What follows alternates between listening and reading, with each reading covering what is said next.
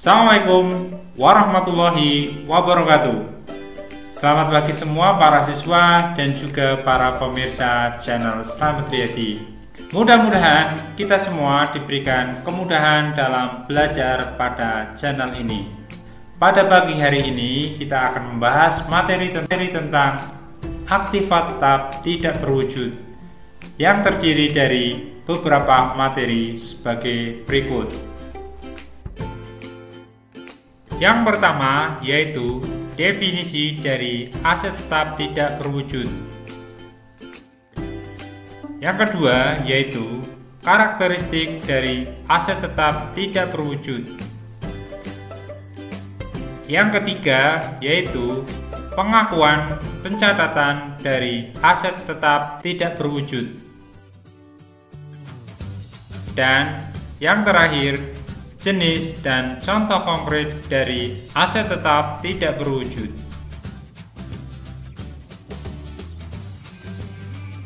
Mendengar kata aset tetap tidak berwujud, apa yang ada dalam pikiran Anda semuanya? Aset tetap tidak berwujud adalah suatu aktiva yang tidak terlihat wujudnya, namun memiliki nilai bagi perusahaan dan umur ekonomisnya lebih dari 1 tahun. Aset ini keberadaannya sangat berpengaruh dalam bisnis, terutama untuk waktu jangka panjang. Aset tetap tidak berwujud memiliki karakteristik sebagai berikut. Ada 4 karakteristik dari aset tetap tidak berwujud, yaitu karakteristik yang pertama dari aset tetap tidak berwujud ini adalah tidak memiliki wujud fisik yang jelas. Wujud fisik dari aset ini tidak ada, namun keberadaannya dapat dikenali atau diidentifikasi karena memberikan pemiliknya hak dan keistimewaan kepada perusahaan atau entitas yang menggunakannya. Karakteristik selanjutnya dari aset tetap tidak berwujud yaitu dapat diidentifikasi atau dikenali. Suatu aset tetap tak berwujud dapat dikatakan dikenali atau diidentifikasi apabila yang pertama yaitu dapat dipisahkan dari aset tetap tidak berwujud lainnya, yaitu goodwill. Yang kedua, timbul dari kontrak atau hak legal lainnya. Karakteristik selanjutnya dari aset tetap tidak berwujud yaitu dapat dikendalikan. Yang dimaksud dengan dapat dikendalikan yaitu perusahaan memiliki kendali penuh atas kepemilikan dari aset tetap tidak berwujud sehingga akses pihak lain atau pihak di luar perusahaan untuk memperoleh manfaat ekonomis dari aset tetap tak berwujud tersebut dapat dikendalikan atau dibatasi atau bersifat terbatas. Karakteristik yang terakhir dari aset tetap tidak berwujud yaitu memberikan manfaat ekonomi di masa depan. Manfaat ekonomis di masa depan yang timbul dari aset tetap tidak berwujud meliputi pendapatan dari penjualan barang dan jasa, penghematan biaya, atau manfaat lain dari penggunaan aset tersebut oleh entitas atau perusahaan. Selanjutnya yaitu pengakuan terhadap aset tetap tidak berwujud. Kapan aset tetap tidak berwujud diakui oleh perusahaan? Aset tetap tak berwujud dapat diakui oleh perusahaan apabila memiliki dua syarat atau kriteria sebagai berikut. Yang pertama yaitu memiliki kemungkinan untuk memperoleh manfaat di masa depannya. Yang kedua yaitu biaya perolehan dari aset tetap tak berwujud tersebut dapat diukur dengan handal.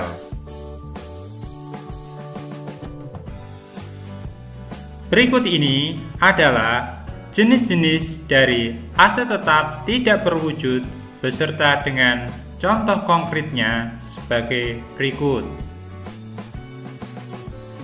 Aset tetap tidak berwujud yang pertama adalah merek dagang atau trademark.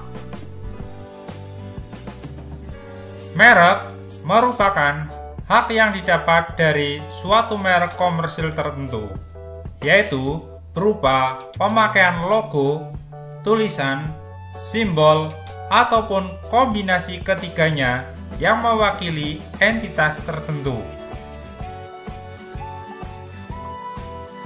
Berikut ini disampaikan contoh-contoh merek yang sudah terkenal atau melegenda di masyarakat, sehingga pada saat menyebutkan produk justru menyebutkan merek-merek yang sudah melegenda di masyarakat tersebut. Contohnya yaitu sebagai berikut. Yang pertama yaitu mie instan. Orang cenderung untuk menyebutkan sebagai Indomie atau Sarimi. Yang kedua yaitu motor atau sepeda motor, tetapi orang cenderung menyebut sebagai Honda atau merek Honda. Yang ketiga yaitu pompa air atau mesin pompa air. Orang cenderung menyebutnya sebagai Sanyo, padahal itu adalah merupakan salah satu merek dari mesin pompa air tersebut. Yang terakhir yaitu air mineral. Orang cenderung untuk menyebutnya sebagai Aqua. Aset tetap tidak berwujud selanjutnya yaitu hak cipta. Hak cipta adalah hak tunggal yang diberikan oleh pemerintah kepada orang atau badan yang biasanya berprofesi sebagai pengarang, pencipta lagu atau musik, ataupun karya seni lainnya, untuk menerbitkan, mempublikasikan, menjual, atau mengawasi hasil ciptaannya tersebut.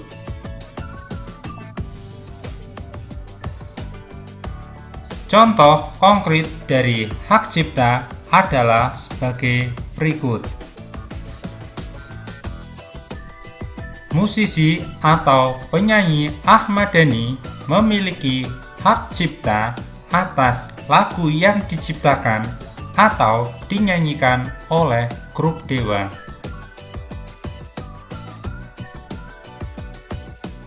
Yang kedua, Dorna Sport memiliki hak cipta atas tayangan kompetisi dari MotoGP.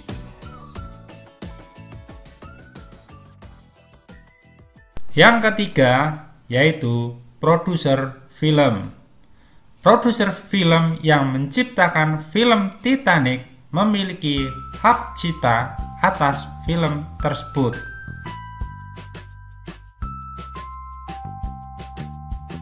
Yang keempat, penulis Khalil Gibran memiliki hak cipta atas buku yang ditulis yang diterbitkan oleh perusahaan penerbit. Jenis aset tetap tidak berwujud selanjutnya yaitu franchise.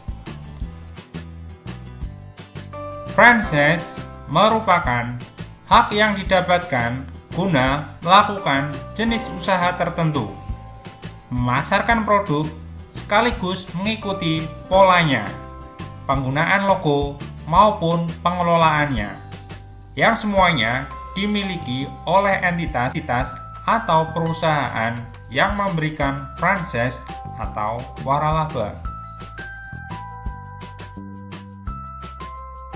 Berikut ini disampaikan contoh franchise yang sangat terkenal di Indonesia sebagai berikut. Yang pertama yaitu Kentucky Fried Chicken. Berikutnya, franchise yang kedua yaitu pizza. Yang ketiga, bidang bisnis retail yaitu Alfamart. Yang keempat yaitu franchise bidang kuliner bebek goreng Haji Slamet.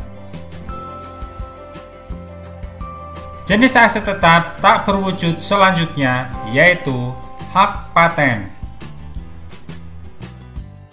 Hak paten adalah hak yang diberikan Direktorat Jenderal Kekayaan Intelektual atau DJKI kepada pihak yang menemukan hal-hal baru yang bermanfaat bagi kepentingan orang banyak untuk memproduksi, menjual, atau mengawasi penemuannya dalam jangka waktu tertentu.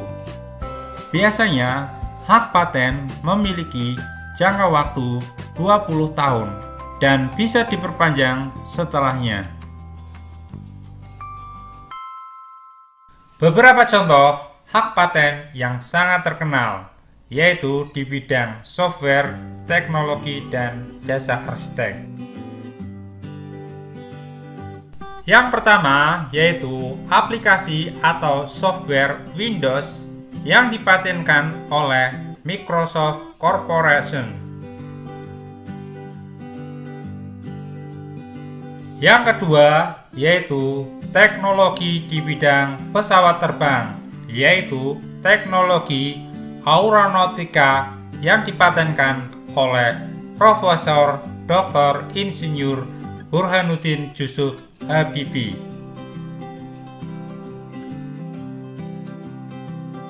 Yang ketiga yaitu teknologi Slide to Unlock dari Apple.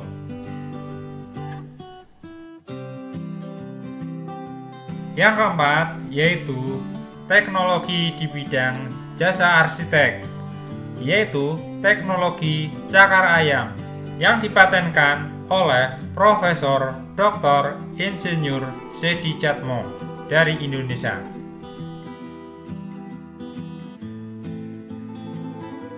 Aset tetap tidak berwujud selanjutnya yaitu goodwill. Goodwill merupakan kelebihan nilai jual perusahaan di atas harga pasarnya. Goodwill terjadi pada saat perpindahan kepemilikan perusahaan, misalnya karena penjualan perusahaan, akuisisi, merger, ataupun penggabungan dari perusahaan. Berikut ini beberapa faktor yang dapat menimbulkan goodwill. Yang pertama yaitu letak perusahaan yang strategis. Misalkan, lokasi perusahaan berada di pusat keramaian atau kota, Lokasi perusahaan memiliki parkir yang luas. Lokasi perusahaan berada di jalan utama yang akses masuknya dapat dilalui dengan berbagai macam jenis kendaraan. Faktor yang kedua yaitu karena perusahaan memiliki sistem manajemen yang sehat. Faktor yang ketiga yaitu karena perusahaan memiliki produk yang tidak dimiliki oleh para pesaingnya, atau produk tersebut merupakan produk monopoli.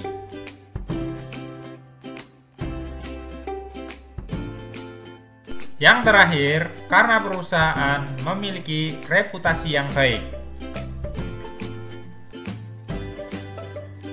Jenis aset tetap tidak berwujud selanjutnya yaitu perizinan atau lisensi.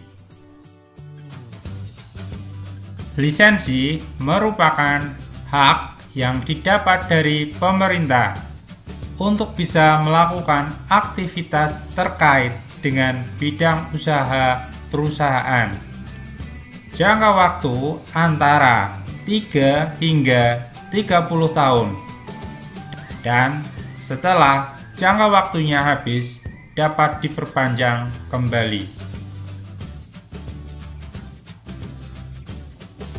Contoh dari perizinan atau lisensi adalah sebagai berikut. Yang pertama, lisensi penerapan sistem manajemen mutu yang berjangka waktu selama 3 tahun. Dan dapat diperpanjang setelahnya. Yang kedua yaitu lisensi akreditasi sekolah dari Badan Akreditasi Nasional yang berjangka waktu 5 tahun dan dapat diperpanjang setelahnya. Berikutnya yaitu lisensi Lembaga Sertifikasi Profesi dari BNSP yang berjangka waktu 5 tahun dan dapat diperpanjang setelahnya. Selanjutnya yaitu lisensi produk halal yang berlaku selama 4 tahun dan dapat diperpanjang setelahnya, yang dikeluarkan oleh Badan Penyelenggara Jaminan Produk Halal yang bertanggung jawab langsung kepada Kementerian Agama.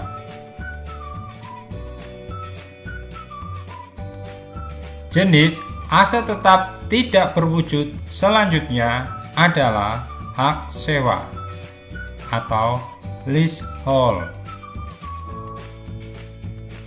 Hak sewa yang diperoleh dari transaksi sewa aktiva tertentu yang disahkan oleh notaris dan dalam tempo kurun waktu tertentu.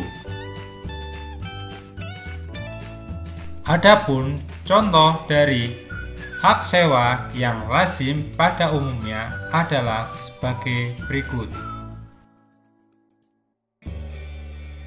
Sewa kendaraan, sewa gedung atau tempat tinggal, sewa peralatan alat berat atau konstruksi, dan sewa mesin.